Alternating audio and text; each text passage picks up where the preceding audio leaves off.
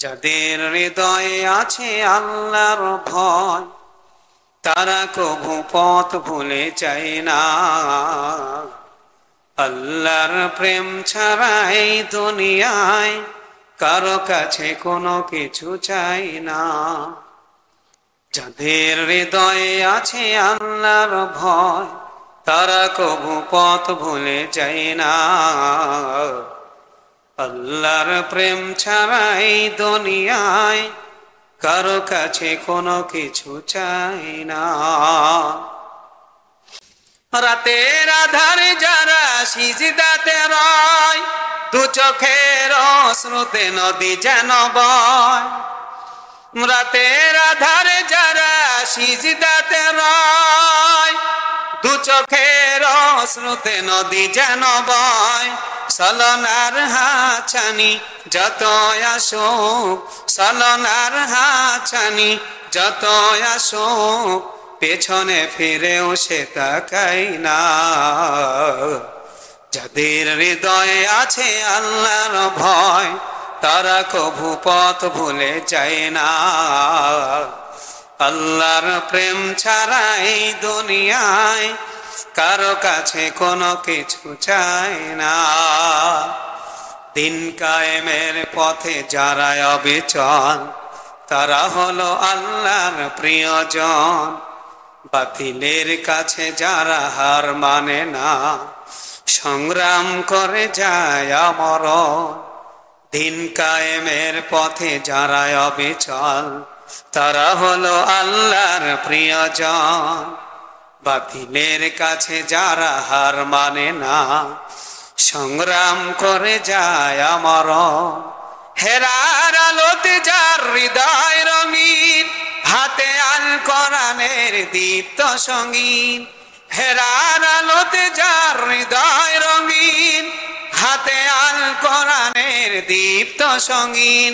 সত্যের পথে যারা নিবেদিত প্রাণ, সত্যের পথে যারা নিবেদিত প্রাণ, শত্রুকে কভু ভয় পায় না।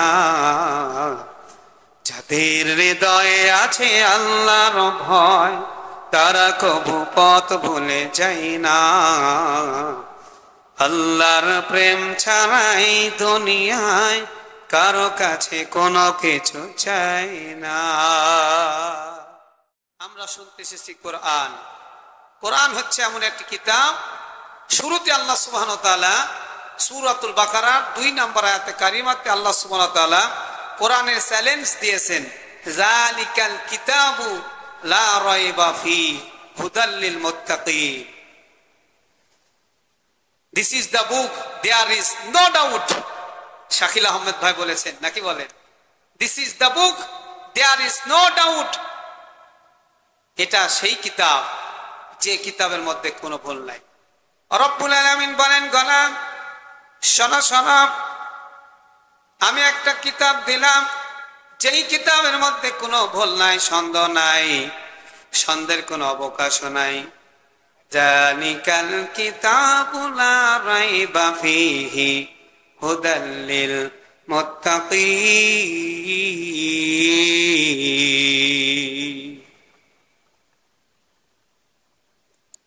আমার প্রিয় ভাইরা, শুধু তাই নয়, সূরা ইব্রাহিমের 1 নম্বর আয়াতে কারিমায় এই কোরআনের কথা বলে রব্বুল আলামিন বলেন, আলিফ লাম রা কিতাবুন আরসালনাহু ইলাইকা লিতুখরিজান নাসা মিনাজ যুলুমাতি ইলান নূর।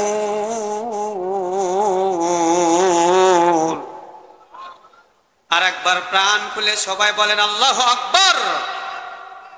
রব্বুল আলামিন বলেন, কিতাব থেকে কথা বলবো আপনার 33 নম্বর সূরা, এই সূরা থেকে 45 এবং 46 নম্বর আয়াতে কারিমা তেলাওয়াত করেছি। আল্লাহ সুবহানাহু ওয়া তাআলা তার প্রিয় নবী, বিশ্ব নবী রাহমাতাল লিল আলামিন, তাকে প্রেরণের উদ্দেশ্যে তিনি বলেছেন, আল্লাহ তাআলা এখানে নবীকে প্রেরণের উদ্দেশ্য নিয়ে বলেন, আল্লাহর নবী সম্পর্কে আল্লাহ এখানে 5টা বৈশিষ্ট্যের কথা বলেছেন। প্রাণ খুলে বলেন সুবহানাল্লাহ। মাঝে মাঝে ধীরে ধীরে সুবহানাল্লাহ বললে সমস্যা আছে? জোরে বলা দরকার নাই, শীতের দিন সমস্যা হতে পারে, এজন্য আপনারা ধীরে ধীরে বলবেন। ধীরে বলেন সুবহানাল্লাহ, যত ধীরে বলতে পারেন। কি বলেন, থাকবেন না চলে যাবেন? ইনশাআল্লাহ বলেন ইনশাআল্লাহ। রব্বুল আলামিন বলেন, নবীকে ডাকতে বলেন, ইয়া আইয়ুহান নাবিয়্যু ইন্না আরসালনাকা শাহিদাও ওয়া মুবাশশিরাও ওয়া নাযীরা ওয়া দাঈয়ান ইলাল্লাহি বিইযনিহি ওয়া সিরাজাম মুনীরা। আল্লাহ রাব্বুল আলামিন বলেন সূরা আহজাব 45 এবং 46 নম্বর আয়াত কারিমায়, আমার আপনার প্রিয় নবী কলিজার টুকরা রহমাতাল লিল আলামিন বিশ্ব নবীর 5টা বৈশিষ্ট্যের কথা 2টা আয়াতের মধ্যে বলেছেন। নাম্বার 1 হলো শাহিদা, অর্থাৎ তিনি হলেন সাক্ষ্যদাতা। নাম্বার 1, আমার আপনার প্রিয় নবী হলেন সাক্ষ্যদাতা। আমাদের সাক্ষ্য দিবেন যিনি, তিনি হলেন রহমাতাল লিল আলামিন। প্রিয় নবী প্রাণ খুলে বলেন আল্লাহু আকবার, আস্তে বলেন আল্লাহু আকবার। তিনি হলেন শাহিদ, সাক্ষ্যদাতা। নাম্বার 2, তিনি হলেন মুবাশশির, সুসংবাদদাতা। জোরে বলেন আল্লাহু আকবার, এবার জোরে বলেন আল্লাহু আকবার। নাম্বার 3, ওয়ানাযীর, আর তিনি হলেন সতর্ককারী।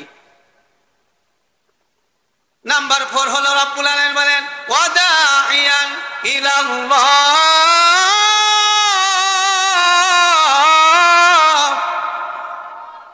আর একবার বলেন আল্লাহু আকবার। এলাকার লোক পারে না, আমি তো জানি, পারে কি পারে না বলেন, ঠিক কিনা? সবাইকে চিনি ইনশাআল্লাহ। কাজে আপনার তাফসীর শুনেন, তাহলে নাম্বার 4 হচ্ছে আল্লাহর নবীর বৈশিষ্ট্য, তিনি হলেন দাঈলাল্লাহ, আল্লাহর পক্ষ থেকে তিনি দাঈলাল্লাহ বলেন সুবহানাল্লাহ। আল্লাহ তাআলা তাকে দ্বীনের দাওয়াত প্রেরণের উদ্দেশ্যে পাঠিয়েছেন। এবার রব্বুল আলামিন বলেন ওয়াসিরাজাম মুনীরা, আর তিনি হলো নাম্বার 5। রব্বুল আলামিন বলেন তিনি উজ্জ্বল প্রদীপ। এই 5টা বৈশিষ্ট্য দিয়ে আল্লাহ তাআলা তার প্রিয় নবীকে প্রেরণ করেছেন। তাহলে 1 নাম্বার তিনি সুসংবাদদাতা, 1 নাম্বার তিনি সাক্ষীদাতা, 2 নাম্বার তিনি সুসংবাদদাতা, 3 নাম্বার তিনি সতর্ককারী, 4 নাম্বার আল্লাহর অনুমতি ক্রমে আল্লাহর দিকে আহ্বানকারী, 5 নাম্বার তিনি হলেন উজ্জ্বল প্রদীপ। 5টা বৈশিষ্ট্য আয়াতের মধ্যে আছে। অন্য জায়গাতে আল্লাহ আরো বৈশিষ্ট্যের কথা বলেছেন, যেমন তিনি হলেন রাহমাতাল লিল আলামিন। আয়াত তো বলি নাই, তার নাম বলেছে, এবার বলি। রব্বুল আলামিন বলেন ওয়ামা আরসালনাকা ইল্লা রাহমাতাল লিল আলামিন। তিনি হলেন রহমাতাল লিল আলামিন। আল্লাহ রহমত দিয়েছেন এই পৃথিবীতে, নবী একজন রহমত, রহমত স্বরূপ প্রেরণ করেছেন আল্লাহ তাআলা তার নবীকে বলেন, ঠিক কিনা? এবার আসেন প্রিয় ভাইরা, এই 5টা বৈশিষ্ট্যের কথা আল্লাহ কেন বললেন?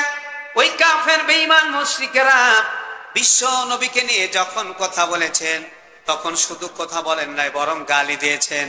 নবীজিকে বলেছে জাদুকর, গণক, মাজনুন, পাগল, এইরকম গালি দিয়েছে। জোরে বলেন ঠিক কিনা? আল্লাহ তাআলা বুঝাতে চাচ্ছেন নবীকে গালি দিয়েছে। নবীকে গালি দিলে তারা, কিন্তু আল্লাহর নবীকে আল্লাহ তাআলা গালির পরিবর্তে বৈশিষ্ট্য দিয়ে প্রেরণ করলেন। বলেন সুবহানাল্লাহ। তিনি হলেন সাক্ষ্যদাতা, আমাদের ব্যাপারে সাক্ষ্য দিবেন কিয়ামতের ময়দানে। শুধুমাত্র আমাদের জন্য নয়, অনেক নবীদের ব্যাপারেও তিনি সাক্ষ্য দিবেন। রব্বুল আলামিন বলেন ফাকাইফা ইযা জিনা মিন কুল্লি উম্মাতিন শাহিদিন ওয়াজিনা বিকা আলা হাউলাই শাহিদা।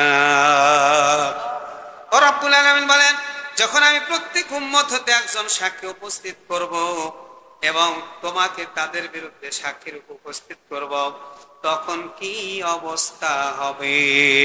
আল্লাহ বলছেন তার নবীকে সাক্ষী হিসাবে প্রেরণ করবেন। রব্বুল আলামিন বলেন সূরা বাকারার মধ্যে, আল্লাহ তাআলা বলেন ওয়া কাযালিকা জাআলনাকুম উম্মাতান ওয়াসাতান লিতাকুনু শুহাদা আলান নাস। সবাই জোরে বলেন তো আল্লাহু আকবার। রব্বুল আলামিন বলেন আর আমি এভাবে আমি তোমাদের মধ্যপন্থী ন্যায় পরায়ণ উম্মত করেছি যেন তোমরা মানুষের জন্য সাক্ষী হয়ে যাও। আল্লাহ নবী সাক্ষী, উম্মতেরাও সাক্ষী, বলেন সুবহানাল্লাহ। আল্লাহ নবী সকল মানুষের জন্য সাক্ষ্যদাতা। নবীর উম্মত আপনারা, আমরা নবীর উম্মত, আমরা আমাদের দাম কত বেশি, আমরাও সাক্ষী, বলেন সুবহানাল্লাহ। আমি ডাইরেক্ট কোনো কথা বলবো না, আজকে কোনো কথা হবে না, অল্প সময় শুধু তাফসীর হবে। আপনারা শুনলে কি মন খারাপ করবেন নাকি? শুনবেন না, চলে যাবেন? এজন্য ডাইরেক্ট শুধুমাত্র আমি যেহেতু বিশেষ বক্তা আজকে হওয়ার কারণে আজকে টাইম যা পেয়েছি টাইমটা, সময়টা কাজে লাগাবো। একটিও বাজে কথা বলবো না, যা কথা হবে সমস্ত কোরআন থেকে, কারণ কোরআনের কথাই হলো সত্য কথা, বলেন ঠিক কিনা? ওমান আসতাকু মিনাল্লাহি কিলা ওমান আহসানু মিনাল্লাহিল হাদিসা। রব্বুল আলামিন বলেন আল্লাহর চাইতে সত্য কথা আর কেউ বলতে পারে না, আল্লাহর চাইতে উত্তম কথা আর কি আছে? আছে? আর কোন উত্তম কথা হতে পারে না। আল্লাহর কথাই হচ্ছে সব চাইতে দামি কথা, উত্তম কথা, চূড়ান্ত কথা। জোরে বলে আল্লাহু আকবার। এবার আসেন প্রিয় ভাইরা, তাহলে নবী হলেন সাক্ষ্যদাতা। নবীর উম্মত যারা আপনারা, আমরা সবাই সাক্ষ্যদাতা। কিয়ামতের ময়দানে আল্লাহর নবী নূহ আলাইহিস সালামকে আল্লাহ তাআলা প্রশ্ন করবেন, ও নূহ, আমি যে আপনাকে প্রেরণ করেছি, আপনি কি আপনার উম্মতের কাছে আমার কোরআনের দাওয়াত কি ঠিকঠাক পৌঁছে দিয়েছেন? আল্লাহর প্রিয় নবী, আল্লাহর প্রিয় রাসূল সাইয়েদনা হযরত নূহ আলাইহিস সালাম বলবেন, রব্বুল আলামিন, আমি আপনার দেখানো পথ অনুসারে আপনি যা বলেছেন সমস্ত কথাগুলি আমার উম্মতদেরকে খুলে খুলে বলে দিয়েছি। এবার আল্লাহ তাআলা বলবেন, নূহ, শুধুমাত্র নিজে বললে হবে না, আপনি যে আপনার উম্মতকে দাওয়াত দিয়েছেন তার কোনো সাক্ষী আছে নাকি?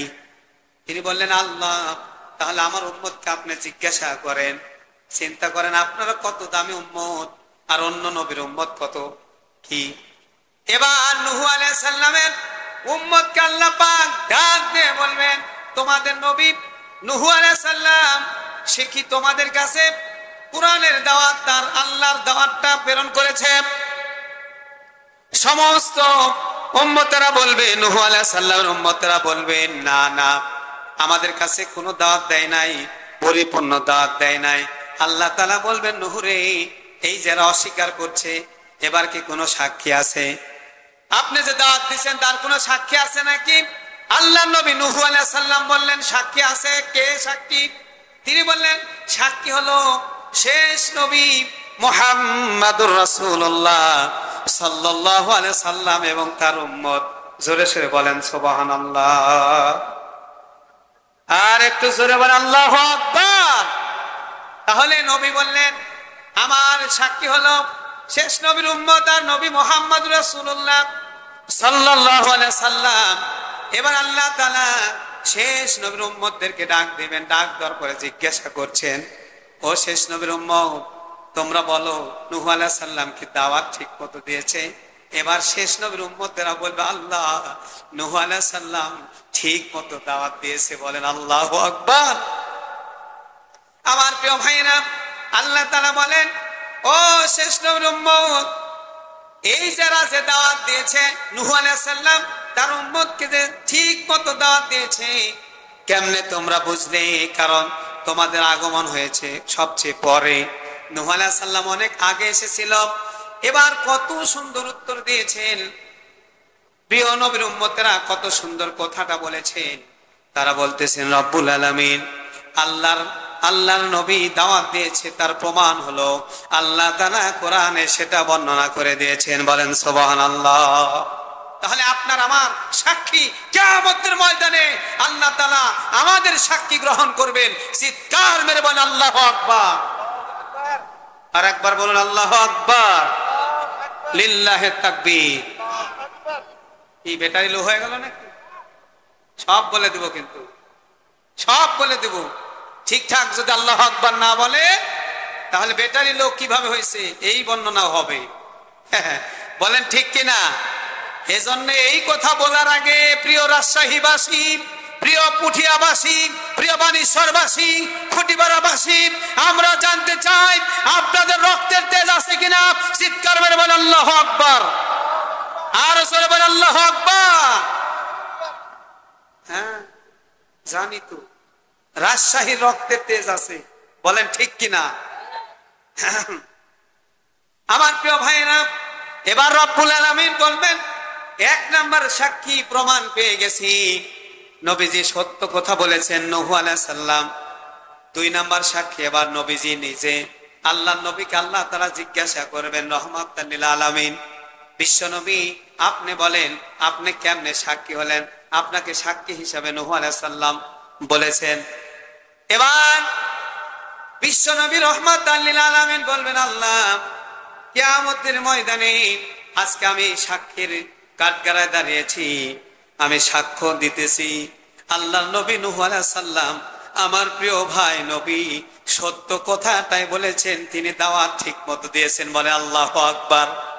আরেকবার জোরে বলেন, আবার বলেন। তাহলে একজন নবী, এখান থেকে আপনাকে শিক্ষা নিয়ে বাড়িতে যেতে হবে। শুধুমাত্র ওয়াজ শুনলে হবে না।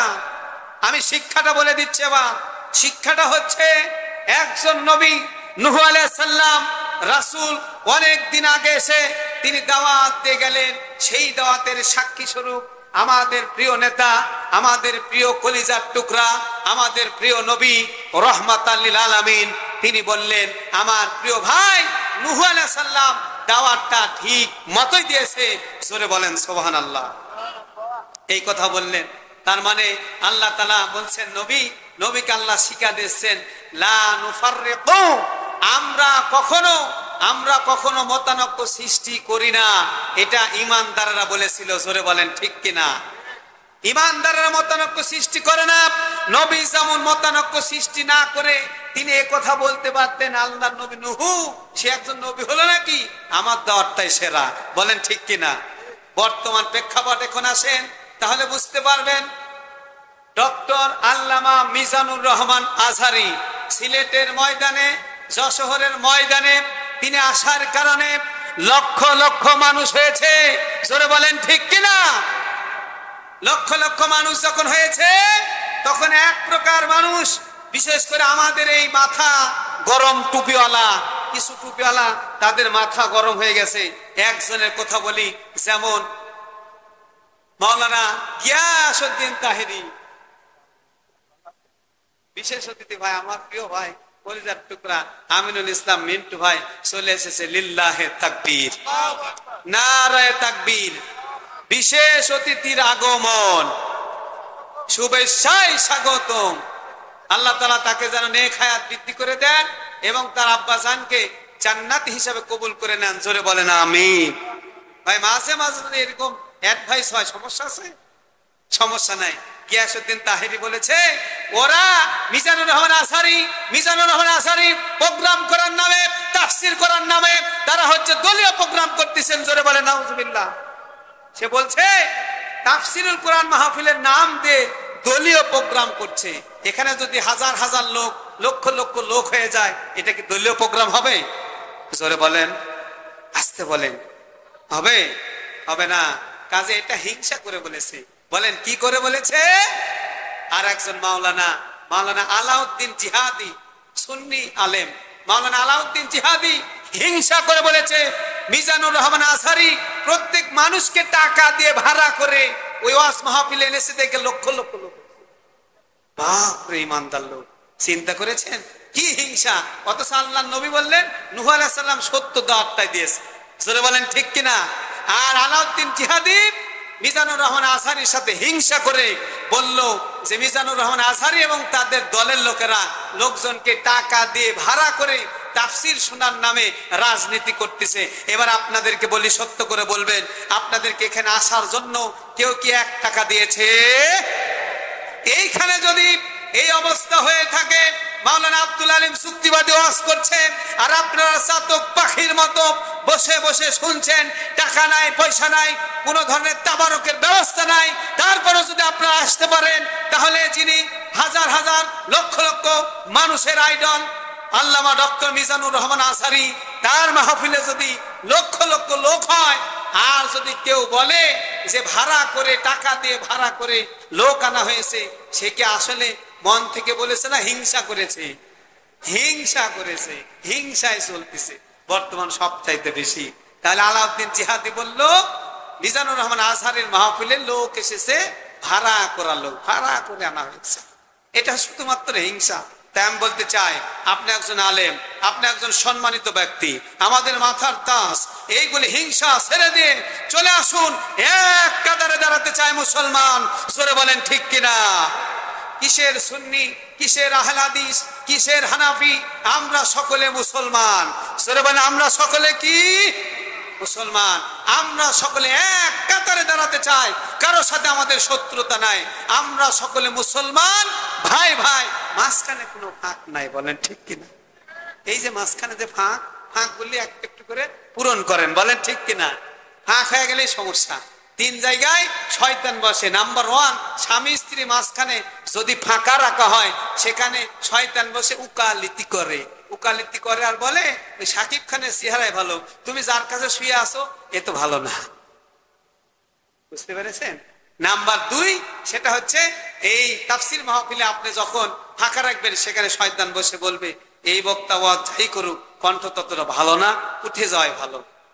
নাম্বার 3, সেটা হচ্ছে নামাজের মাঝখানে কোনো ফাঁকা রাখা যাবে না। এবার আসেন প্রিয় ভাইয়েরা, তাহলে আল্লাহর নবীর প্রথম বৈশিষ্ট্য হলো নাম্বার 1, তিনি হলেন শাহিদ, তিনি হলেন সাক্ষ্যদাতা। জোরে বলেন আল্লাহু আকবার। তিনি সাক্ষ্য দিবেন উম্মতের ব্যাপারে, তিনি সাক্ষ্যদাতা, এতে কোনো সন্দেহ নাই। তিনি সাক্ষ্য দিবেন, তিনি সাক্ষ্য দিবেন, এবং তিনি সাক্ষ্য দিবেন এই ব্যাপারে, যার ব্যাপারে তিনি সাক্ষ্য দিবেন তিনি হবেন জান্নাতি। জোরে বলেন সুবহানাল্লাহ।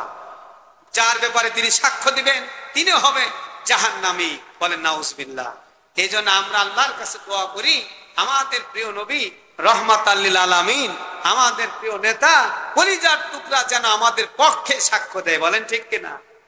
নবী যদি কারো পক্ষে সাক্ষ্য দেয় তাহলে সে হবে জান্নাতি, আর নবী যদি কারো বিপক্ষে সাক্ষ্য দিয়ে থাকে তাহলে সে হবে জাহান্নামী। এজন্য আল্লাহর কাছে দোয়া করি, আল্লাহ আমাদের নবী, আমাদের কলিজার টুকরা, আমাদের প্রিয় নবী ও রহমাতাল লিল আলামিন, তিনি যেন আমাদের ব্যাপারে সাক্ষ্য দান করেন। জোরে বলেন সুবহানাল্লাহ, আর জোরে বলেন আমিন। কালেমা পড়েন লা ইলাহা লা ইলাহা ইল্লাল্লাহ, লা ইলাহা লা ইলাহা লা ইলাহা ইল্লাল্লাহ, লা ইলাহা লা ইলাহা। আসমানের মালিক যে আল্লাহ, জমিনের মালিক সে আল্লাহ। আসমানের মালিক যে আল্লাহ, জমিনের মালিক সে আল্লাহ। হায়াতের মালিক যে আল্লাহ, মৌতের মালিক সে আল্লাহ। লা ইলাহা লা ইলাহা লা ইলাহা লা ইলাহা ইল্লাল্লাহ মুহাম্মাদুর রাসূলুল্লাহ সাল্লাল্লাহু আলাইহি সাল্লাম। প্রধান অতিথির আগমন। নারে তাকবীর, আরো জোরে নারে তাকবীর। প্রধান অতিথির আগমন। মাওলানা মুনির উদ্দিন আহমেদ বলেন লাল গোলাপ শুভেচ্ছা। আল্লাহ তাআলা তার নেক হায়াত বৃদ্ধি করে দিন, তাকে সুস্থতা দান করুন, সকলে বলুন আমিন। এবার আসেন প্রিয় ভাইরা, নবী হলেন সাক্ষ্যদাতা। নবী যার ব্যাপারে সাক্ষ্য দিবেন তিনি হবেন জান্নাতি, যদি সাক্ষ্যটা ভালো হয়। আর তিনি যার ব্যাপারে সাক্ষ্য দিবেন যেই লোকটার ভেজাল আছে সে হবে জাহান্নামী। কথা পরিষ্কার? এতটুকুন কথা পরিষ্কার? তাহলে 1 নাম্বার নবীর বৈশিষ্ট্য হলো তিনি হলেন শাহিদ, তিনি হলেন সাক্ষ্যদাতা। নাম্বার 2, আল্লাহ নবীর ব্যাপারে আল্লাহ তাআলা বলেন, রব্বুল আলামিন বলেন, ইয়া আইয়ুহান নাবিয়্যু ইন্না আরসালনাকা শাহিদাও ওয়া মুবাশশিরাও ওয়া নাযীরা। আল্লাহ তাআলা বলেন, নাম্বার 2 হলো আল্লাহর নবীর ব্যাপারে রব্বুল আলামিন ডাক দিয়ে বলেছেন, ও গোলামেরা শোনো শোনো, আমি আমার প্রিয় নবীকে 2 নাম্বার বৈশিষ্ট্য দিয়েছি, তিনি হলেন সুসংবাদদাতা। তিনি হচ্ছেন সুসংবাদদাতা। কিসের সুসংবাদদাতা? তিনি হলেন জান্নাতের সুসংবাদদাতা। আল্লাহর নবী এই পৃথিবীতে আসার পরে সুসংবাদ দান করলেন, ইয়াসসিরু ওয়ালা তুআসসিরু বাশশিরু ওয়ালা তুনাফির। আল্লাহর নবী বলছেন তোমরা সুসংবাদ দাও, কখনো তোমরা এমন সংবাদ দিও না যার কারণে মানুষ ভয় পেয়ে পালিয়ে চলে যায়। আল্লাহর নবী এসে সুসংবাদ দিলেন, এমন একটা সুসংবাদ দিলেন, এই জান্নাতের কথা আল্লাহর নবী তুলে ধরলেন, খণ্ড খণ্ড করে জান্নাতের কথা বললেন। আমার প্রিয় ভাইরা, আল্লাহ তাআলা এই জান্নাতের কথা বলেছেন আমাদেরকে, এমন একটি জান্নাতের কথা বলেছেন যেই জান্নাতে মানুষ যাবে কিন্তু সেই জান্নাত সম্পর্কে কেউ জানে না। এমন একটি জান্নাতের কথা বললেন, এই জান্নাত সম্পর্কে কেউ জানে না, কোন চোখ এই জান্নাত দেখে নাই, কোন অন্তর পর্যন্ত জান্নাত সম্পর্কে কল্পনা করতে পারে নাই। এমনকি জান্নাতের আকার আয়তন সম্পর্কে জানতে পারলেও আসলে সেই জান্নাতটা কেমন হবে এই জান্নাতটা কেউ জানে না। নীরবতার সাথে যদি আপনারা শুনেন, আমি যদি জান্নাতের বর্ণনা একটু সময় ধরে দিই, কোনো সমস্যা আছে? আরো জোরে বলেন। এবার শুনেন প্রিয় ভাইরা, আল্লাহ তাআলা এমন একটা জান্নাতের কথা বললেন, রব্বুল আলামিন বলেন, ওয়াল্লাযীনা আমানু ওয়া আমিলুস সালিহাত উলাইকা আসহাবুল জান্নাহ হুম ফিহা খালিদুন।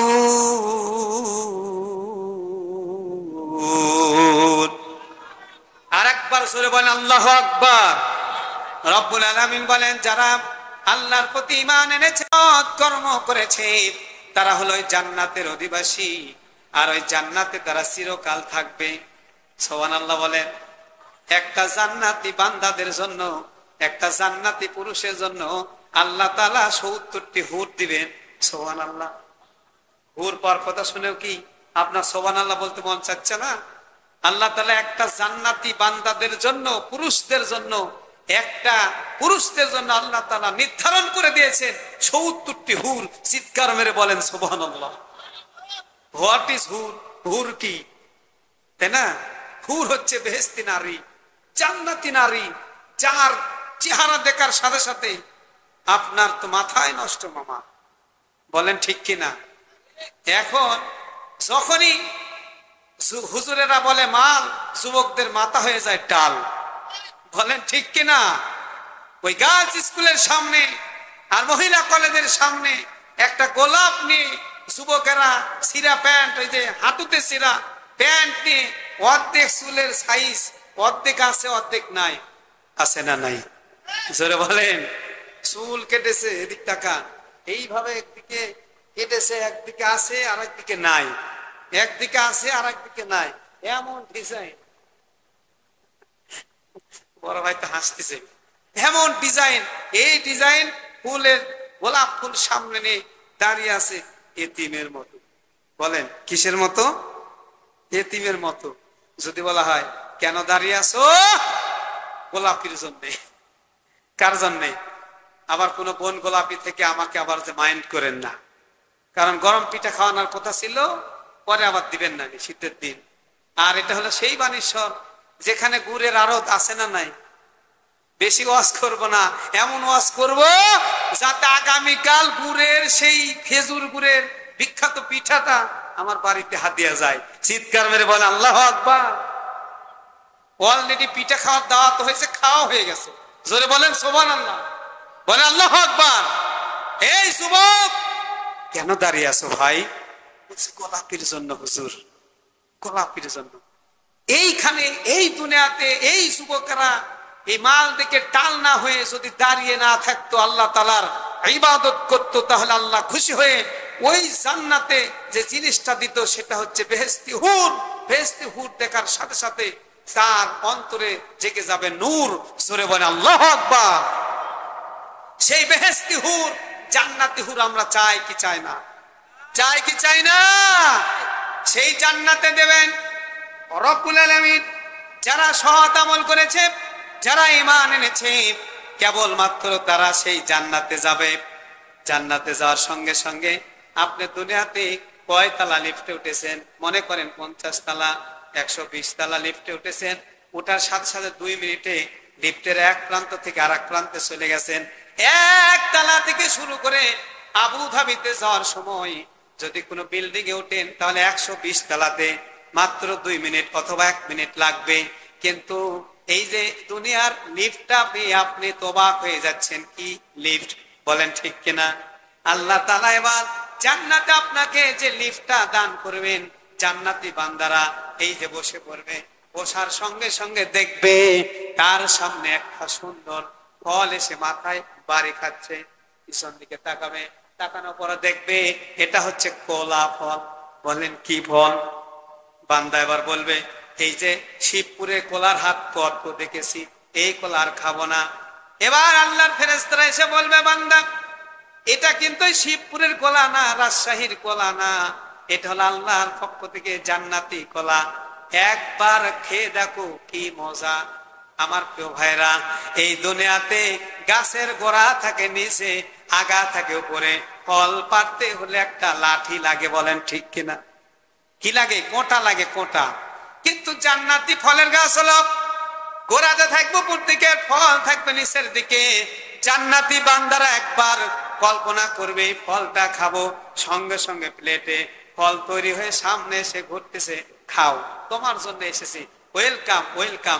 জান্নাতি বান্দারা খাবে আর বলবে হুজুর, খাবে আর বলবে কি গো আমাদের সেই হুর কই, হুর কই। এন্ডিমেন্ট টাইম ঠান্ডা হাত, বরফের মতো ঠান্ডা, মনটা জুড়িয়ে গেল। ডানের দিকে তাকিয়ে দেখে কয়েকজন দাঁড়িয়ে আছে, বাম দিকে তাকিয়ে দেখে কয়েকজন দাঁড়িয়ে আছে। আহা কি মজা গো, কই ছিলে এতক্ষণ? এবার তারা বলছে সালাম সালাম, তোমাদের জন্য আমরা আছি, বলেন সুবহানাল্লাহ।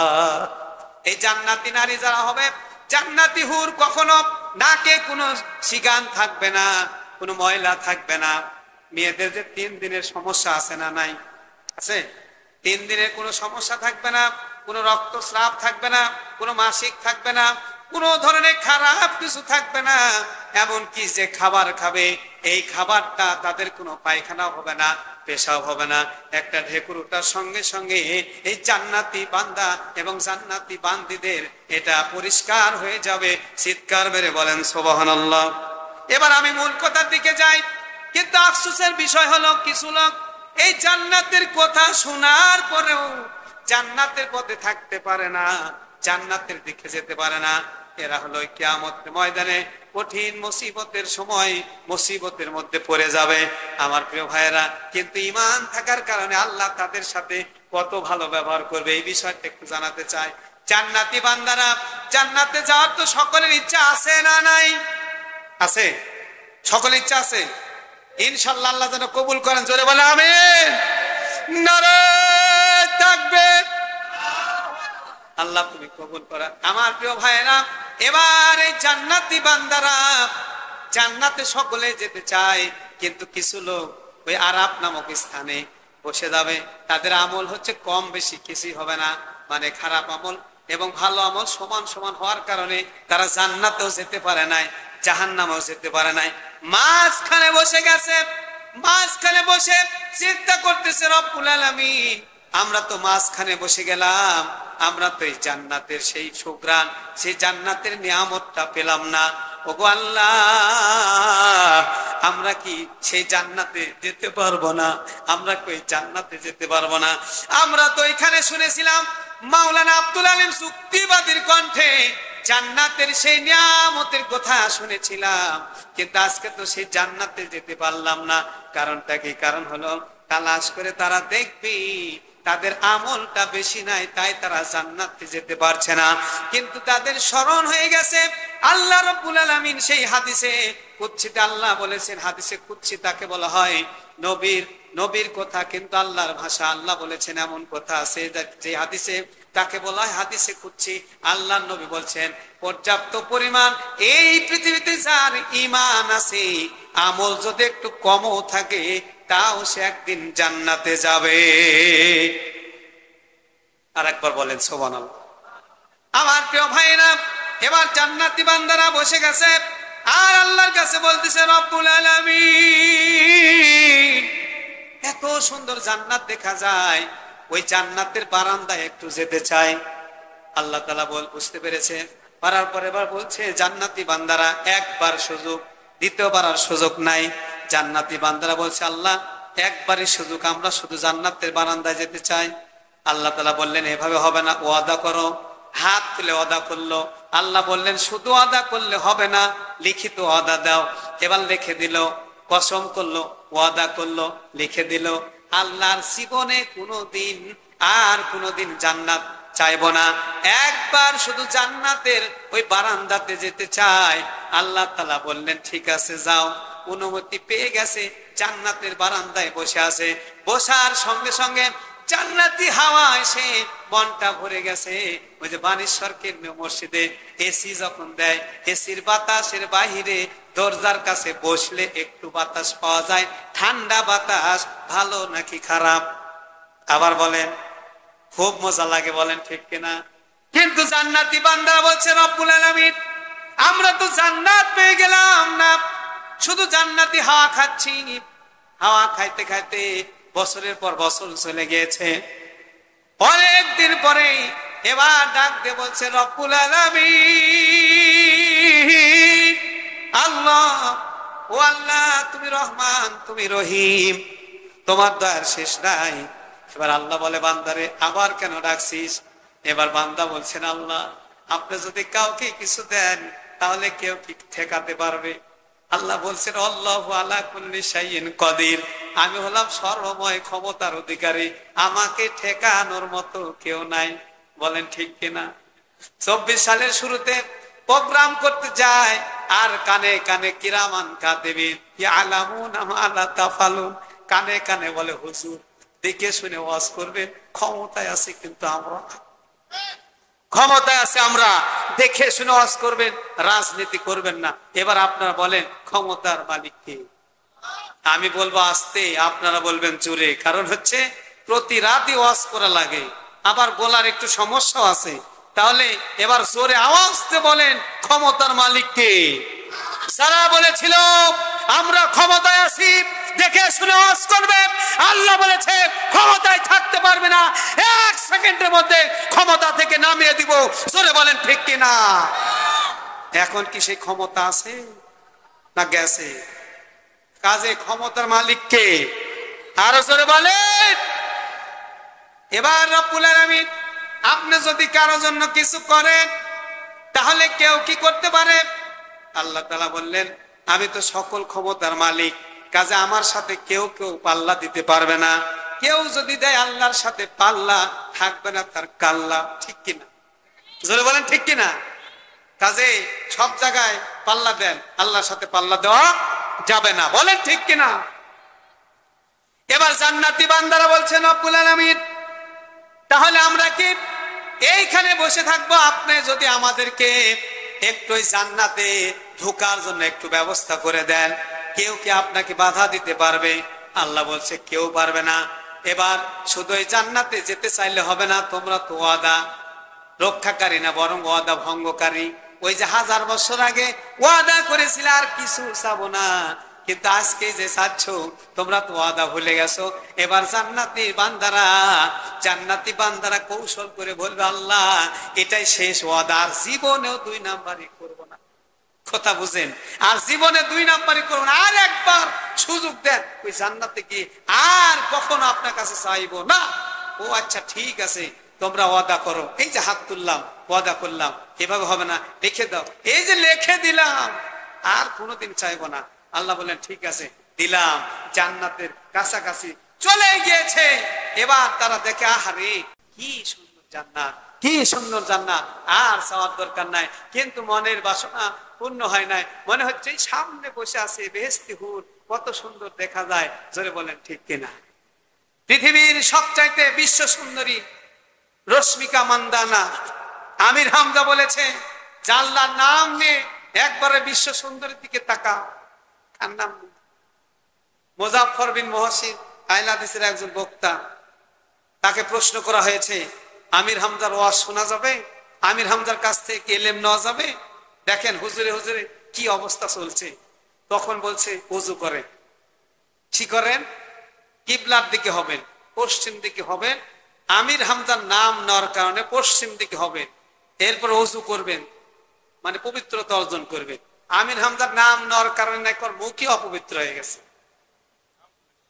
আর আমির হামজা বলেছে, আল্লাহর নাম নিয়ে একবার রশ্মিকা মান্দানা, ঠিক আছে তো, তার দিকে তাকিয়ে দেখো আল্লাহ তাকে কত কাটিং করে সৃষ্টি করেছে, কত সুন্দর করে। এটা বলেছে, মানে বিশ্ব সুন্দরী। এত সুন্দরী মানুষ হয়, তাহলে জান্নাতি হুর কত সুন্দরী, বলেন ঠিক কিনা? তিনি বোঝাতে চেয়েছেন, এই দুনিয়ার বিশ্ব সুন্দরী যদি এত সুন্দর হয়, তাহলে আমাদের আদি মাতা হাওয়া আলাইহিস সালাম কত সুন্দর ছিল, বলেন ঠিক কিনা? আমাদের প্রিয় আম্মা জান আয়েশা রাদিয়াল্লাহু তাআলা আনহা কত সুন্দর ছিল, জোরে বলেন ঠিক কিনা? আমাদের প্রিয় আম্মা জান খাদিজাতুল কুবরা, তিনি কত সুন্দর ছিলেন। এই পৃথিবীর বিশ্ব সুন্দরী চাইতে তারা অনেক সুন্দরী ছিল, জোরে বলেন আল্লাহু আকবার। কারণ মা খাদিজাকে বলা হয়েছে তহেরা, তহেরা, পবিত্র নারী, বলেন সুবহানাল্লাহ। এই রশ্মিকা মান্দানার কোনো বেল আছে, কোনো টাইম আছে? তিনি এটা বোঝাতে চেয়েছেন আল্লাহ কত সুন্দর করে সৃষ্টি করেছেন। আর মুজাফফর বিন মহসিন হিংসা করে, ওই যে আগে বলেছি, এক আলেম আর এক আলেমের বিরুদ্ধে হিংসা করছে, বলেন ঠিক কিনা? বলছে যে ওই আমির হামজার কথা বললে ওযু করে আসো, ওযু ওযু। ইমানই নাই, তোমার ইমানই নাই। আবার বলেছে মাওলানা, এই মাওলানা মিজানুর রহমান আজহারীর ওয়াজ কি শোনা যাবে? সে বলছে এই প্রশ্ন আবারও করছেন, তার মানে কি? এই প্রশ্ন মানে মিজানুর আজহারীরও ওয়াজ শোনা যাবে না। এটা এগুলা হিংসা করে শুধু বলেছে। এবার আসেন, যাই হোক, জান্নাতি বান্দারা দাঁড়িয়ে আছে কোথায় যাওয়ার জন্য? জান্নাতে। আপনারা কি সে জান্নাতে যেতে চান?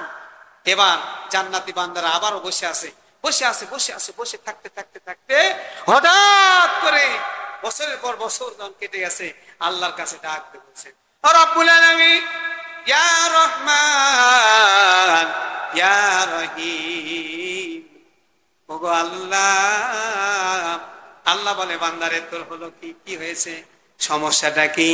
এমন অবস্থায় প্রিয় ভাইরা আমার, আল্লাহ এসে বলছে, বান্দা কি হয়েছে? এবার বান্দা বলছে, আল্লাহ আর একবার সুযোগ চাই। চিন্তা করেন, আর একবার কি চাই? সুযোগ চাই। আল্লাহ বলেন, ঠিক আছে, বুঝতে পেরেছি, তোরা তো বড় ওয়াদা ভঙ্গকারী, কি চাস সেটা আমি জানি। এবার আল্লাহ তাআলা ফেরেশতাকে বললেন, এদেরকে ধরে জান্নাতে নিয়ে যাও। লিল্লাহে তাকবীর। আমার প্রিয় ভাইরা, কিন্তু জান্নাতের গেটে ঢোকার সঙ্গে সঙ্গে এত সুন্দর জান্নাত, ওখানে বসে পড়েছে, ঘটি বাটি যা কিছু ছিল সব কিছু নিয়ে। এবার বসে পড়ার সঙ্গে সঙ্গে আল্লাহ বলছেন, সামনে যাও, সামনে আরো সুন্দর আছে। ওরা বলছে, জান্নাত এর চাইতে সুন্দর হতে পারে না। এবার আল্লাহ বলেন, তাড়াতাড়ি ঢোকা, জান্নাতে ঢোকা। জান্নাতে ঢোকানোর জন্য চেষ্টা করতেছে, কিন্তু জান্নাতি বান্দারা ঢোকে না। আল্লাহ বলেন, একটু ঠেলা দিয়ে ঢোকা, বলেন আল্লাহু আকবার। রব্বুল আলামিন বলেন, ওয়াসিকাল্লাযীনা তাকাউ রাব্বাহুম ইলাল জান্নাতি যুমারা। আল্লাহ তাআলা বলেন, একটু ঠেলা মারো, একটু ধাক্কাইতে ধাক্কাইতে ঢোকাও। আমার প্রিয় ভাইরা, ফেরেশতারা এসে বলে, জান্নাতি বান্দারা একটু ঢুকো, ঢুকো, সামনে ভালো জান্নাত আছে, ঢুকো। কিন্তু জান্নাতি বান্দারা বলে, এর চাইতে ভালো উঠবো না। আল্লাহ বলে, ধাক্কা মারো, ধাক্কাচ্ছে। আমার প্রিয় ভাইরা, আল্লাহ কি বলেন, ওয়াসিব ওয়াল্লাযীনা তাকাউ রাব্বাহুম ইলাল জান্নাতি সুমারা। আল্লাহ ধাক্কাইতে বললেন জাহান্নামীকেও ধাক্কা দিবেন, জান্নাতীদেরকেও ধাক্কা দিবেন। দুই ধাক্কা কি একরকম হয়? দুই ধাক্কা একরকম হয়? আমাদের প্রিয় কোরআনের পাখি আল্লামা দেলার হোসেন সাইদি সাহেব রাহিমাহুল্লাহ এই আয়াতের তাফসীর করতে গিয়ে তিনি একটা উদাহরণ দিয়েছেন। আমি তার ছাত্র হিসেবে সে উদাহরণটাই বলি। সেটা হচ্ছে বহুদিন পরে জাহান্নামীদেরকে যে আল্লাহ ধাক্কাবে, জান্নাতীদেরকে যে ধাক্কাবে, দুই ধাক্কা কিন্তু একরকম না। বলেন ঠিক কিনা? তিনি উদাহরণ দিয়েছেন, সেটা হচ্ছে বহুদিন পরে একটা পুলিশ আসামি ধরছে। আসামি ধরতে গিয়ে অনেক চেষ্টা করেছে, চেষ্টা করে ধরতে পারে নাই। অনেক দিন পর রাজশাহী স্টেশনে দেখা হয়ে গেছে। ওই চোরের সঙ্গে পুলিশ মামুর দেখা হওয়ার পরে চোরকে খপ করে ধরেছে। চোর এখন বলছে আপনি আমার ধর্মের বাপ, ধর্মের ভাই, আপনি আমার একটু ছেড়ে দেন। পুলিশ বলছে জীবন চলে গেল, তোরে আর ছাড়বো না। বলেন ঠিক কিনা? তুই অনেক জ্বালিয়েছিস, অনেক কষ্ট করে ধরেছি, এই হলে এক নাম্বার ছাড়বো না।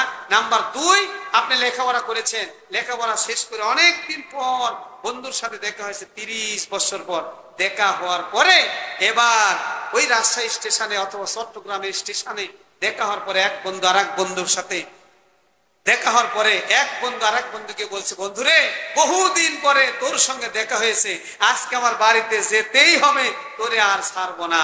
বলেন তো দুই ছাড়বো না কি এক?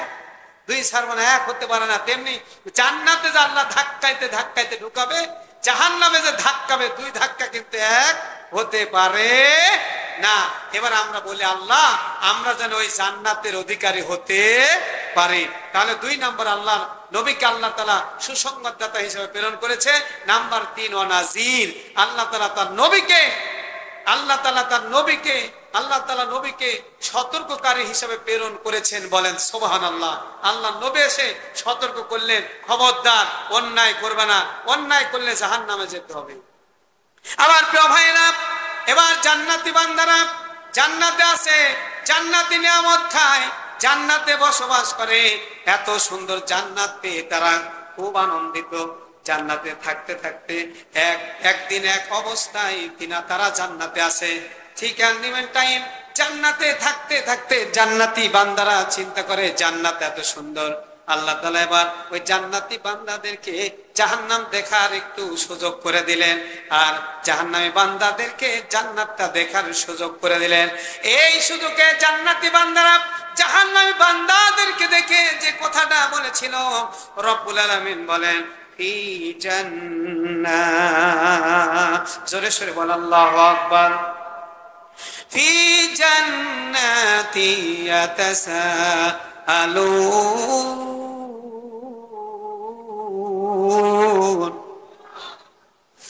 ফি জান্নাতি ইয়াতাসাআলুনা আনিল মুজরিমিন মা সালাকাকুম ফি সাকার। এবার জান্নাতি বান্দারা বলছে ওই যে জাহান্নামে দেখা যায় এটা তো খুবই খারাপ জায়গা, এরা কেন এই জাহান্নামে? জান্নাতি বান্দারা জাহান্নামীদেরকে বলছে, ও জাহান্নামী বান্দারা এই জাহান্নামে তোমরা কেন এলে? এই জাহান্নাম তো খুব খারাপ জায়গা, এই জাহান্নাম সম্পর্কে কি তোমাদের কাছে কোনো সংবাদ আসে নাই? তোমাদেরকে কেউ কি সতর্ক করে নাই? আল্লাহ বলেন ও নাজির, আমি আমার নবীকে সতর্ককারী হিসাবে এই পৃথিবীতে প্রেরণ করেছি। বলেন সুবহানাল্লাহ।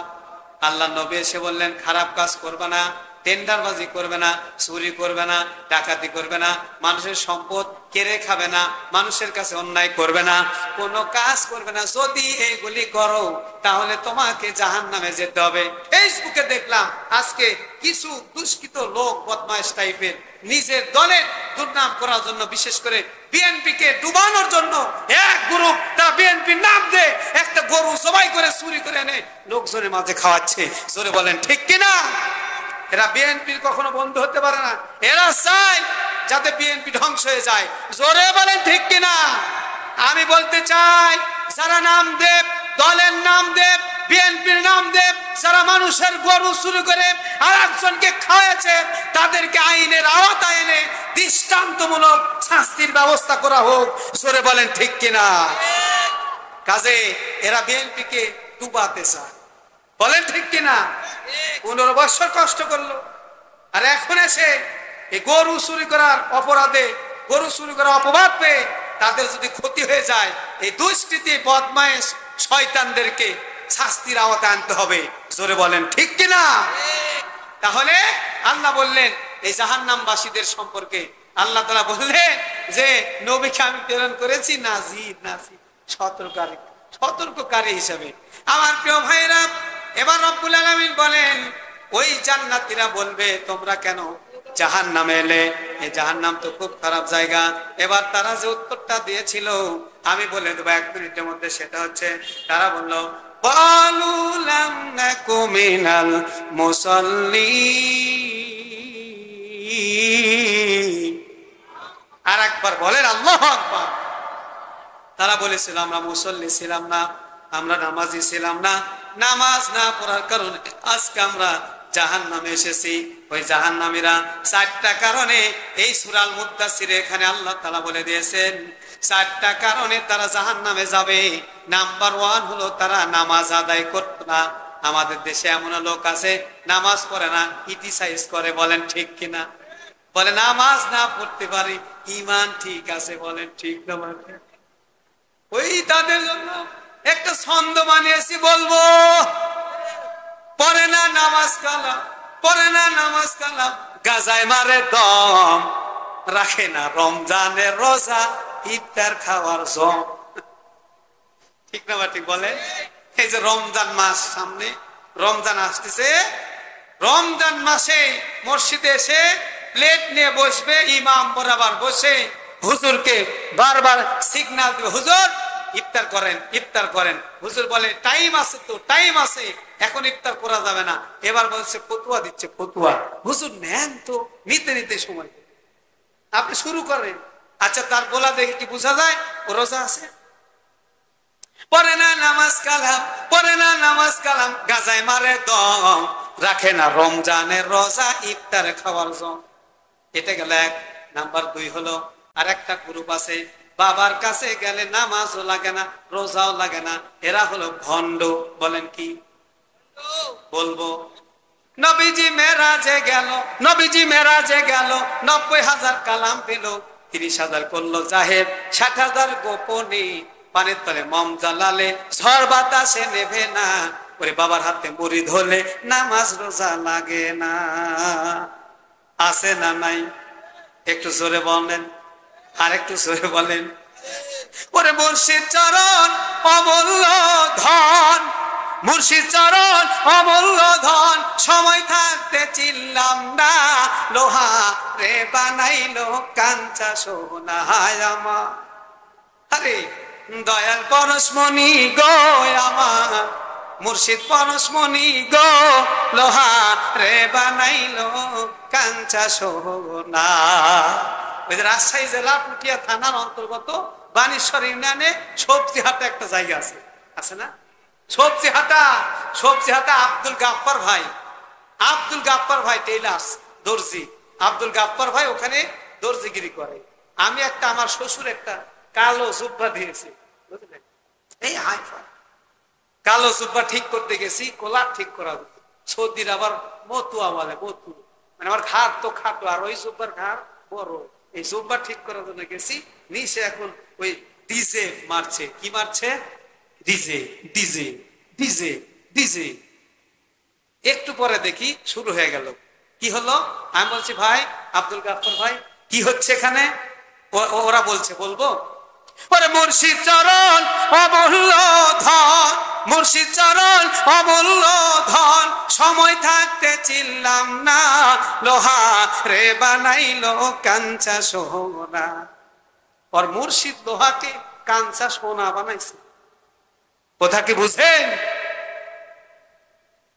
আমার দয়াল পরশমণি গো আমার, মুর্শিদ পরশমণি গো, লোহা রে বানাইলো কাঞ্চা সোনা। এই কথাটা যদি আপনি একটু নবীর শানে গান, নবীকে খুশি করার জন্য, খুশি হবেন কে? একটু জোরে বলেন, খুশি হবেন কে?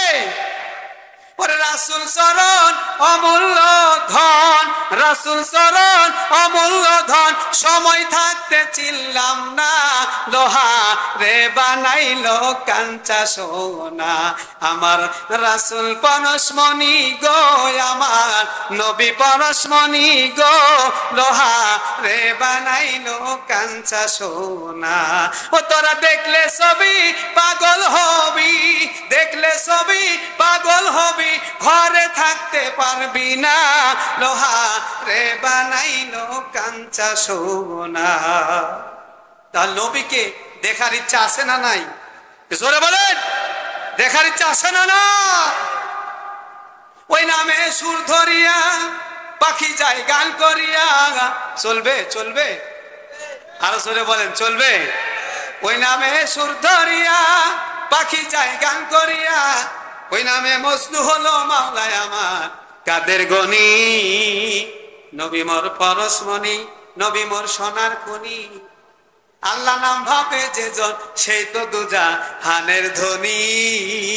লিল্লাহে তাকবীর, নারে তাকবীর। আল কোরআনের আলো ঘরে ঘরে জানো, নারে তাকবীর। তাহলে নবী হলেন সতর্ককারী, আল্লাহ নবী সতর্ক করেছেন। এবার ওই জাহান্নামী বান্দারা বলবেন, চারটা কারণে আমরা জাহান্নামে এসেছি। নাম্বার 1, তারা বলেছে আমরা নামাজ আদায় করতাম না। রব্বুল আলামিন তাদের সম্পর্কে বলেছেন, তারা স্বীকার করে নিয়েছে, তারা বলল ক্বালু লাম নাকু মিনাল মুসাল্লিন, তারা বলেছিল আমরা নামাজ আদায় করতাম না। এবার আপনারা বলেন, ওই জান্নাতে যাওয়ার জন্য, জাহান্নাম থেকে বাঁচার জন্য নামাজ আদায় করা দরকার আছে না নাই? করবেন তো 5 ওয়াক্ত নামাজ ইনশাআল্লাহ? বলেন ইনশাআল্লাহ। আল্লাহ নবী বলেন, প্রিয় মায়েরা বোনেরা, মা বোনদের ব্যাপারে নবীজি বলেন, মা এবং বোনেরা 4টা কাজ যদি করে আল্লাহ খুশি হয়ে তাদেরকে জান্নাতের 8টি দরজা যে কোনো মুহূর্তে খুলে দিবেন। নাম্বার 1, স্বামীর খেদমত করা। চিৎকার মেরে বলেন সুবহানাল্লাহ। স্বামীরা বসে আছে, স্বামীর খেদমতের কথা শুনে আপনার বেজান না খুশি? যদি হয়ে থাকেন খুশি, চিৎকার মেরে বলেন সুবহানাল্লাহ। নাম্বার 1 স্বামীর খেদমত করা। নাম্বার 2 রমজানের রোজা রাখা। নাম্বার 3 নামাজ আদায় করা। আর নাম্বার 4 হলো পর্দায় থাকা। পর্দায় যারা থাকবে না, ওই সকল নারীরা কখনো জান্নাতে যেতে পারবে না, বরং বেপর্দা হওয়ার কারণে, আপনার মেয়ের কারণে আপনি জাহান্নামে যাবেন। আপনার মেয়ে যদি বেপর্দায় থাকে, আপনার স্ত্রী যদি বেপর্দায় থাকে, পারবে। এই জন্য সাবধান সাবধান, আপনার মেয়েকে পর্দায় রাখার দায়িত্ব আপনার, আপনার স্ত্রীকে পর্দায় রাখার দায়িত্ব আপনার। তাহলে জাহান্নামে বান্দারা জাহান্নামে গিয়েছে 4টা কারণে। বলেন কয়টা? নাম্বার 1 তারা নামাজ আদায় করতো না। নাম্বার 2 তারা বলছেন وقالوا لم نكن من المصلين وقالوا لم نكن نطعم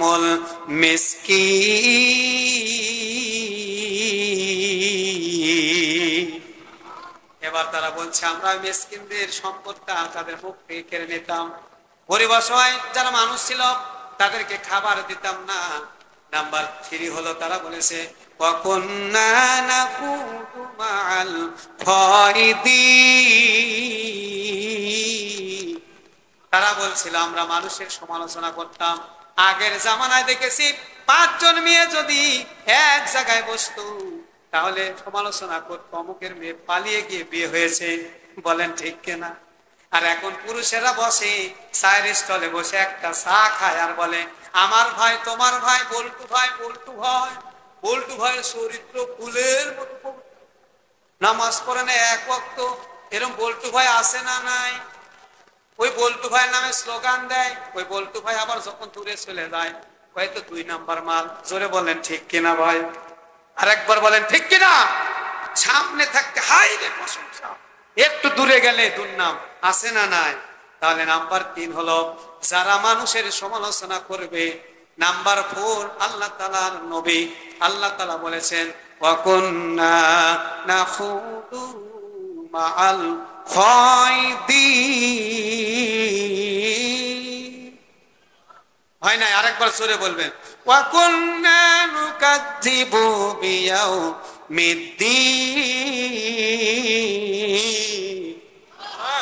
তারা বলবে আমরা কিয়ামত দিবসকে অস্বীকার করতাম, কিয়ামত দিবসকে অস্বীকার করেছে, কিয়ামত নাই, বিচার নাই, কিছুই নাই। অথচ কিয়ামতের ময়দানে আল্লাহ তাআলা 3টা ক্যাটাগরিতে বিচার করবে। 1 নাম্বার বিচার হবে একজন আল্লাহ এবং বান্দার মাঝে, আল্লাহ এবং বান্দার মাঝে বিচার শুরু হয়ে যাবে। আল্লাহ বলবেন ইকরা কিতাবাকা কাফা বিনাফসিকা আল-ইয়াওমা আলাইকাল হাসিবা। আজ রেকর্ড পড়ো, আজকে তোমার রেকর্ড পড়ো, তোমার হিসাব দেওয়ার জন্য তুমি যথেষ্ট। লিল্লাহি তাকবীর, নারে তাকবীর। বিশেষ অতিথির আগমন, শুভেচ্ছায় স্বাগতম। আব্দুর রাজ্জাক দুলাল ভাইয়ের আগমন, নারে তাকবীর। এবার আমার প্রিয় ভাইরা, তাহলে 3টা ক্যাটাগরিতে বিচার শুরু হবে। 1 নাম্বার আল্লাহ এবং বান্দার মাঝে, 2 নাম্বার সকল মানুষের মাঝে হিসাব নিকাশ শুরু হয়ে যাবে। এমন সময় আমার প্রিয় ভাইরা, আমার বাপজানেরা, এই জন্য সে সময় আল্লাহ 5টা প্রশ্ন করবে। নাম্বার 1, তোমার জীবনকালের হিসাব দাও। নাম্বার 2, তোমার যৌবনকালের হিসাব দাও। নাম্বার 3, তুমি কিভাবে টাকা রোজগার করেছো হিসাব দাও। নাম্বার 4, কোন পথে টাকা ব্যয় করেছো হিসাব দাও। নাম্বার 5 হলো কতটুকু ইলম অর্জন করেছো, ওই ইলম অনুযায়ী কেমন আমল করেছো। হিসাব দিয়ে তুমি জান্নাতে যাবে নাকি জাহান্নামে যাবে, তুমি যাও। বলেন তো, হিসাব দেওয়ার বুদ্ধি আছে? বুদ্ধি আছে? কোনো বুদ্ধি নাই। বুদ্ধি থেকে বাঁচার জন্য আমাদেরকে তাহলে আমাদের কাজ করতে হবে আল্লাহকে খুশি করার জন্য। তাহলে 3 নাম্বার নবীর বৈশিষ্ট্য হলো তিনি নাজির, তিনি সতর্ককারী। আল্লাহ নবী এসে মানুষকে সতর্ক করলেন, জান্নাতের কথা বললেন, জাহান্নামের কথা বললেন। নাম্বার 4, তিনি হলেন দাঈল আল্লাহ, তিনি এসে ইসলামের দাওয়াত দিলেন। তিনি দাওয়াত দিলেন, তিনি মেয়েদের সম্মান, নারীদের সম্মান বৃদ্ধি করে দিলেন। মেয়েকে তিনি 3টা পর্যায়ে সম্মান দিলেন। সেটা হচ্ছে মেয়ে, মেয়ে হিসাবে নারীদের মর্যাদা দিলেন। মেয়ে হিসাবে আল্লাহ নবী বলেন, কোন ঘরে যদি একটা মেয়ে সন্তান জন্মগ্রহণ করে, অথবা 2টা অথবা 3টা, আর ওই লোকটা যদি ওই মেয়েকে ঠিক মতো দিনী শিক্ষা দেয়, বিয়ে শাদী দেয়, তাহলে ওই লোক আর আমি নবী একই জান্নাতে থাকবো। বলেন সুবহানাল্লাহ। মেয়ের ব্যাপারে সুসংবাদ দিলেন। স্ত্রীর ব্যাপারে নবীজি বলেন, ওই স্বামী সর্বোত্তম, ওই স্বামী সর্বোত্তম যে তার স্ত্রীর কাছে উত্তম। কাজে স্ত্রীর কাছে যদি কোনো স্বামী উত্তম হতে না পারে, তাহলে স্বামীর কোনো দাম নাই। এজন্য আপনি যদি উত্তম হতে চান, আপনার স্ত্রীর কাছে আপনাকে আগে দামি হতে হবে। আমার প্রিয় ভাইয়েরা, নবীজি নারীদের মর্যাদা বৃদ্ধি করতে গিয়ে মেয়েকে 3 নম্বর স্থান দিলেন, মা হিসাবে সম্মান দিলেন। মেয়েকে মা হিসাবে সম্মান দিলেন এবং নারীদেরকে বললেন মা হচ্ছে পৃথিবীর বুকে সবচাইতে শ্রেষ্ঠ বড় নিয়ামত। জোরে বলেন সুবহানাল্লাহ। ও যুবকেরা শোনো, আল্লাহ নবী বললেন, মাকে ভুলে গেও না, বরং মায়ের পায়ের নিচে তোমাদের জান্নাত অপেক্ষা করতেছে। জোরে বলেন আল্লাহু আকবার। আমাদের পুরুষের পায়ের নিচে জুতা আর মায়ের পায়ের নিচে জান্নাত। জোরে বলেন সুবহানাল্লাহ। আমার প্রিয় ভাইরা, এজন্য একটা মায়ের কথা আপনাদেরকে বলবো, সেটা হচ্ছে মায়ের সাথে কখনো খারাপ ব্যবহার করবেন না। আমি তো শুরুতে বলেছি, আমি এমন কোন ওয়াজ করব না যে ওয়াজ করার কারণে আপনারা বিরক্ত হন। আর আমি আজকে নিয়াত করে এসেছি শুধু ওয়াজই হবে, ওয়াজই হবে। কিন্তু প্রসঙ্গগত কারণে কিছু কথা বলাই লাগবে। সেটা হচ্ছে যে আমাদের বাংলাদেশে একজন আলেম আর একজন আলেমের বিরুদ্ধে লেগে গেছে। বলেন ঠিক কিনা? জোরে বলেন ঠিক কিনা? এই মাওলানা মিজানুর রহমান আজহারী যখন হাজার হাজার লক্ষ লক্ষ যুবককে সঙ্গে নিয়ে তাফসীর মাহফিল করছে, তখন এক প্রকার ভণ্ড তারা মিজানুর রহমান আজহারীর বিরুদ্ধে ফতোয়া দেওয়া শুরু করেছে। জোরে বলেন ঠিক কিনা? এক বদমাইশ ভণ্ড মাজার পূজারী ও বলেছে, নাম হলো সাদিকুর রহমান। সে বলেছে যদি মিজানুর রহমান আজহারীর মাথাকে 3টা খণ্ড করে এনে দিতে পারো তাহলে 10 লক্ষ টাকা পুরস্কার দেব। জোরে বলেন নাউজুবিল্লাহ। তোমার টাকার গরমে এত বেশি, মানুষের অসহায় মানুষের টাকাগুলি মেরে খেয়েছ, আর একজন আলেমের মাথা কাটার জন্য তুমি 10 লক্ষ টাকা ঘোষণা দাও। তুমি তো এটা করতে পারো নাই। শীতকালে কত মানুষ অসহায় হয়ে বসে আছে স্টেশনে, জোরে বলেন ঠিক কিনা? ওই 10 লক্ষ টাকা নিয়ে চেয়ারম্যান সাহেবের মতো কম্বল কিনে নিয়ে তুমি গরিব মানুষের কাছে দাও, গরিব মানুষ দোয়া করবে, তোমার পীরগিরি আরো বাড়বে। জোরে বলেন ঠিক কিনা? তুমি সেটা না করে বলছো মিজানুর রহমান আজহারীর মাথা কাটলে 10 লক্ষ টাকা দেব। কত টাকার মালিক চিন্তা করে। আমি বর্তমান প্রধান উপদেষ্টার কাছে আজকে তাফসীর মাহফিল থেকে জানাতে চাই, আপনি সচেতন মানুষ, শিক্ষিত মানুষ, আপনি এই বদমায়েশ সাদিকুর রহমানকে বিচারের আওতায় আনেন। এর টাকা কত, দুদকে নিয়ে এসে কত টাকার মালিক হয়েছে এর দেখা দরকার। জোরে বলেন ঠিক কিনা? একজন আলেমকে মারার জন্য 10 লক্ষ টাকা যে ঘোষণা করতে পারে, 10 লক্ষ টাকা পুরস্কার ঘোষণা করতে পারে, সে মানুষ খুন করবে কত তার ঠিক নাই। জোরে বলেন ঠিক কিনা? একজন আলেম হয়ে আর একজন আলেমকে মারার জন্য 10 লক্ষ টাকা তুমি ঘোষণা করেছো। তোমার কাছে তো মানুষের জান মালের কোনো নিরাপত্তা নাই। তোমার মুরিদকে কখন তুমি হত্যা করবে তারও ঠিক নাই। জোরে বলেন ঠিক কিনা? এটাই চলতেছে প্রিয় ভাইয়ের আমার। শুধু তাই নয়, আজহারীর মাহফিল নিয়ে বর্তমান রাজনীতি শুরু হয়ে গেছে। কিছু রাজনীতিবিদ এই বিএনপিকে নষ্ট করার জন্য কিছু বেয়াদব কোয়ালিটির কিছু লোক তারা ক্ষমতার আসনে বসে নষ্ট করতেছে। তার মধ্যে একজন হচ্ছে শামসুজ্জামান দুদু। সে বলেছে আজহারী মাসার, নাউজুবিল্লাহ। একজন আলেমের নাম নিয়ে কটূক্তি করার কারণে আমি বলতে চাই, তুমি তো সাধারণত দুদু। একজন আলেমকে কটূক্তি করার কারণে বিগত দিনে তোমরা দেখেছো ক্ষমতাসীন তারা ক্ষমতার চেয়ারে বসে থাকতে পারে না মুসলমান। জোরে বলেন ঠিক কিনা? তুমি একজন আলেমকে নিয়ে কটূক্তি করো। সে আল্লাহর নবী বলেছেন আলেমরা হচ্ছে আল উলামা ওয়ারাসাতুল আম্বিয়া। আলেমরা হচ্ছে আলেমদের নবীদের ওয়ারিস, আলেমরা হচ্ছে নবীদের ওয়ারিস। কাজে তুমি সে আলেমকে আজহারী মাঝহারী বলার কারণে আল্লাহর লানত তোমার উপরে আসবে, এটাই নিশ্চিত। জোরে বলেন ঠিক কিনা? কাজে জাতিকে সাবধান করতে চাই, খবরদার কোন আলেমকে নিয়ে কখনো বেয়াদবি করবেন না। আলেমকে সম্মান করা শিখুন, আলেমকে কাছে ডেকে নিন, আলেমকে বুকে ডেকে নিন, তাহলে আপনার জন্য আল্লাহ রহমত নাজিল করবে। বলেন ঠিক কিনা? বিগত জীবনে আপনারা দেখেছেন যারা আলেমকে বেশি ভালোবাসে তাদের মর্যাদা কম না বেশি? অনেক বেশি। এজন্য আলেমকে ভালোবাসতে চায়, আলেমদের সাথে থাকতে চায়। এই জন্য নবীজি 3টা পর্যায়ে মানুষের নারীদের মর্যাদা বৃদ্ধি করলেন। নাম্বার 1, নারীকে মেয়ে হিসাবে সম্মান দিলেন। নাম্বার 2, নারীকে স্ত্রী হিসাবে সম্মান দিলেন। নাম্বার 3, নারীকে মা হিসাবে সর্বোচ্চ তিনি সম্মানটাই দিলেন এবং বললেন এই মা হচ্ছে মানুষের কাছে সবচাইতে বড় নিয়ামত, এবং নিয়ামত হচ্ছে পিতা এবং মাতা। তাদের সাথে যদি আপনি ভালো ব্যবহার করতে পারেন তাহলে আপনার জন্য জান্নাত খুলে দিবেন কে? এই যেখানে কবরস্থান, গোরস্থানের উদ্যোগে আজকের মাহফিল, অনেকের মা নাই, অনেকের বাবা নাই, অন্ধকার কবরে আছে না নাই? অন্ধকার কবরে চলে গিয়েছে। চেয়ারম্যান সাহেবেরও মা নাই, আছে? মা আছে, বাবা নাই। আমার প্রিয় ভাইরা, এই যে মা আব্বা নাই আমাদের সভাপতি সাহেবের, এরপরে আমাদের এই যে আমাদের ভাই, প্রিয় ভাই রুহুল আমিন, ওনার ভাই নাই। আমাদের মোজাম্মেল ভাই, ওনার আব্বা নাই। এরকম অনেকেরই মা নাই, অনেকের বাবা নাই।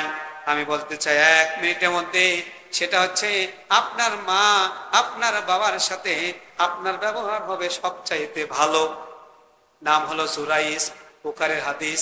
জুরাইস ইবাদতকারী বান্দা, জুরাইস ইবাদত করছে। মা একদিন বললো বাবারে পানি দাও।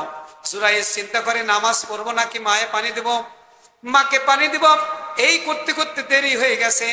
অসুস্থ মা বদদোয়া দিয়ে দিয়েছে, আল্লাহ বেদশার মুখ না দেখা পর্যন্ত জুরাইজকে আল্লাহ তুমি মৃত্যু দিও না। যা দোয়া করেছে তা কবুল হয়ে গেছে, কারণ দোয়া করেছে মায়ের, দোয়া করে দিলেন।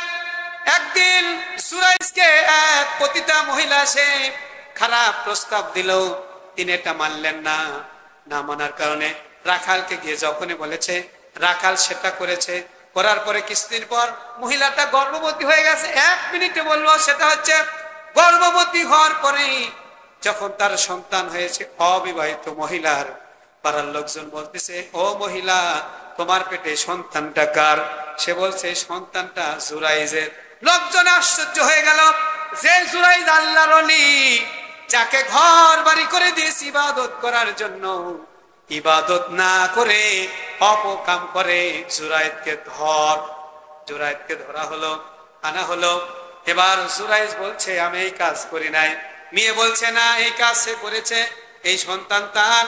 ইন দি মিন টাইম জুরাইজ বলছেন, যদি এই সন্তানটা আমার হয়ে থাকে, এই সন্তান নিজেই বলে দিবে এই সন্তানটা কার।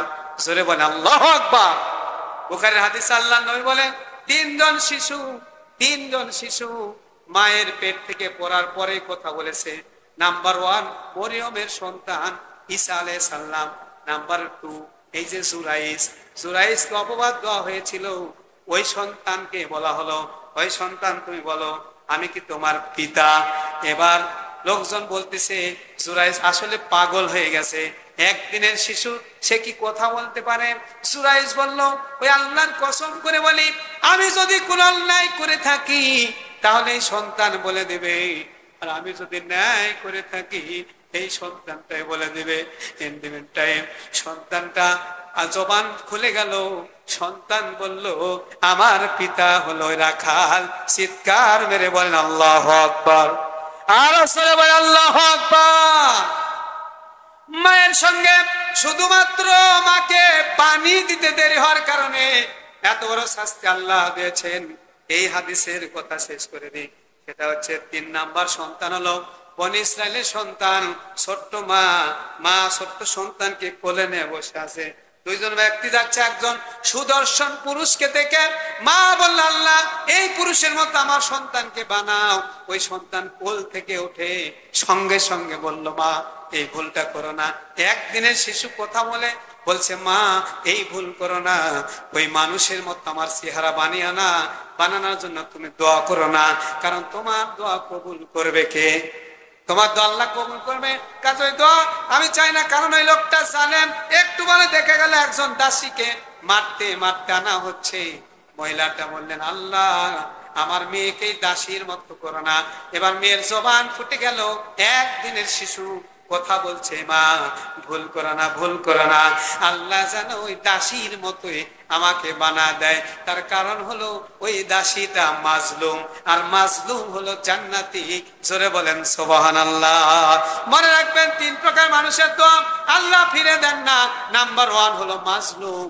ওই আল্লামা দেলাওয়ার হোসেন সায়েদী মাজলুম অবস্থায় দোয়া করেছিল, আল্লাহ এই সরকারের পরিবর্তন করে দাও। মুহূর্তের মধ্যে ছাত্র আন্দোলনের সঙ্গে সঙ্গে সরকার পরিবর্তন হয়ে গেছে। সরে বলেন ঠিক কিনা? 2 নাম্বার মুসাফির, যারা মুসাফির তাদের দোয়া কবুল করেন কে? 3 নাম্বার পিতা এবং মাতা যদি সন্তানের জন্য দোয়া করে তাহলে এই দোয়া কবুল করেন কে? আরো সরে বলে আমার প্রিয় ভাইরা, ওই মা ওই বাবা অনেকের কবরে চলে গিয়েছে। মাত্র 5 মিনিট টাইম নেব, 5 মিনিটের জন্য ওই মাকে কবরে শান্তিতে রাখার জন্য, ওই বাবাকে কবরে শান্তিতে রাখার জন্য। মা নাই, বাবা নাই, আরে অনেকের মা চলে গিয়েছে, বলেন ঠিক কিনা? আমার মায়ের কান্দন যাবজ্জীবন, 2-4 মাস বোনের কান্দন রে, ওরে ঘরের পরিবারের কান্দন কয়েকদিন পর থাকে না। দুঃখের দরদি আমার জনম দুঃখী মা, গর্ভধারিণী মা, জনম দুঃখী মা, দুঃখের দরদি আমার জনম দুঃখী মা। ঠিক না বা ঠিক? আরো জোরে বলেন ঠিক না বা ঠিক?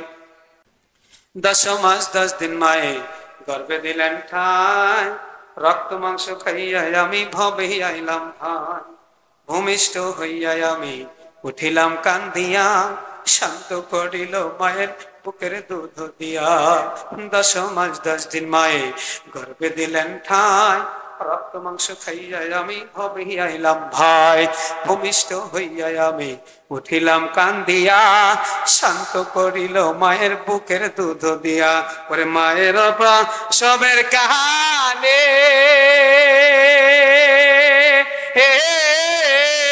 বুক ভেসে যায় নয়ন জলে রে, ও মা সন্তানের লইয়া কোলে ফুলে প্রসব বেদনা, দুঃখের দরদি আমার জনম দুঃখী মা। ঠিক না বাঠি? আরো জোরে বলেন ঠিক না বাঠে?